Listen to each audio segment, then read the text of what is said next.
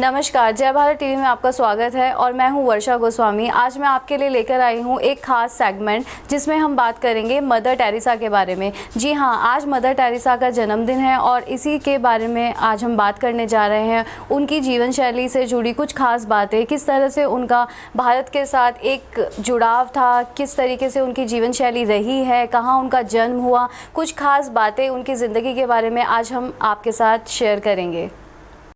आज mother Teresa का जन्मदिन है। मदर टेरेसा का जन्म 26 अगस्त 1910 को अल्बेनिया के स्काप्जे में हुआ था। उनका वास्तविक नाम गोंजा बोयाजीजू था। अल्बेनियाई जुबान में गोंजा का मतलब कली होता है, लेकिन इंसानियत की उस सबसे खूबसूरत कली का बचपन बेबसी में निकला था। 8 साल की उम्र में सिर से पिता का साया उठ गया। छोटी सी उम्र में ही उन्होंने मानवता और समाज सेवा का रास्ता अख्तियार कर लिया था। इन्हें रोमन कैथोलिक चर्च ने कलकत्ता की संत टेरेसा के नाम से नवाजा था। मदर टेरेसा एक रोमन कैथोलिक नन थी जिन्होंने सन 1949 में अपनी इच्छा से भारतीय नागरिकता ले ली थी और सन 1950 में कोलकाता में मिशनरीज ऑफ चैरिटी की स्थापना की थी। मदर टेरेसा की वेशभूषा की बात करें तो नीले रंग के पाड़ की साड़ी पहनती थी। इनके गले में हमेशा ही एक क्रॉस चिन्ह लटका रहता था।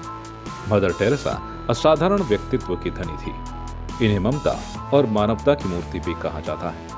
आज मदर टेरेसा के जन्मदिन पर जय भारत टीवी आपको मानवता को समर्पित मदर टेरेसा की 10 अनमोल बातें बता रहा है। चाहे अमेरिका के राष्ट्रपति रोनाल्ड रीगन हो, या रूस के राष्ट्रपति मिखाइल गोर्बाचोव, या जर्मनी के चांसलर हेलमेट कोल, या फिर यासिर अराफात, सबको मदर टेरेसा के प्रति विशेष अनुराग था।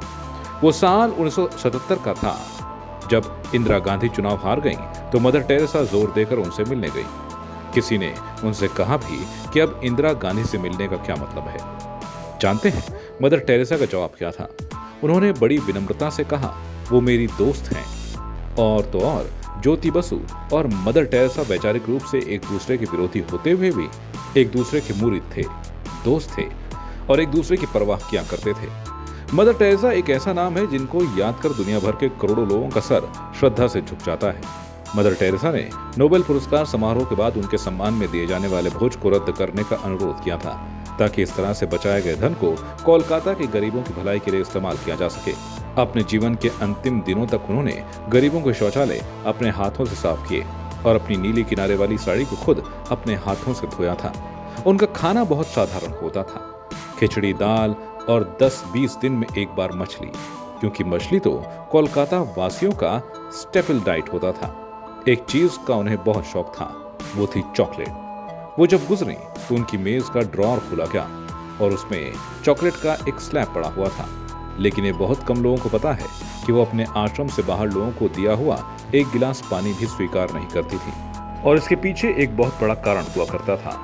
वो कहती थी कि ना तो हम अमीर के यहाँ कुछ खाते हैं और ना ही गरीब के यहाँ। जब हम गरीबों के यहाँ जाते हैं तो उन्हें एक प्याला चाय या कोल्ड ड्रिंक पिलाने में भी दिक्कत होती है। इसलिए अब हमने नियम बना लिया है कि हम कहीं एक बूंद पानी भी नहीं पीते। भारत में गरीबों के लिए काम करने वाली नन मदर टेरेसा को जब वेटिकन में संत की उपाधि दी गई, उस खास दिन भारत की तत्कालीन विदेश मंत्री स्वर्गीय सुषमा स्वराज, दिल्ली के मुख्यमंत्री अरविंद केजरीवाल और बंगाल के मुख्यमंत्री ममता बनर्जी भी कार्यक्रम में शरीक होने के लिए खास तौर से वेटिकन गए थे। मदर टेरेसा को कोलकाता की झुग्गी बस्तियों में उनके काम के लिए शांति के नोबेल पुरस्कार से भी सम्मानित किया गया था। ऐसी महान शख्सियत को जय भारत टीवी सलाम करता है। तो ये थी मदर टेरेसा की ज़िंदगी से जुड़ी कुछ खास बातें। ऐसी ही और कहानियाँ और बातें लेकर मैं आपके साथ आऊँगी। तब तक के लिए गुड बाय और देखते रहिए जय भारत टीवी।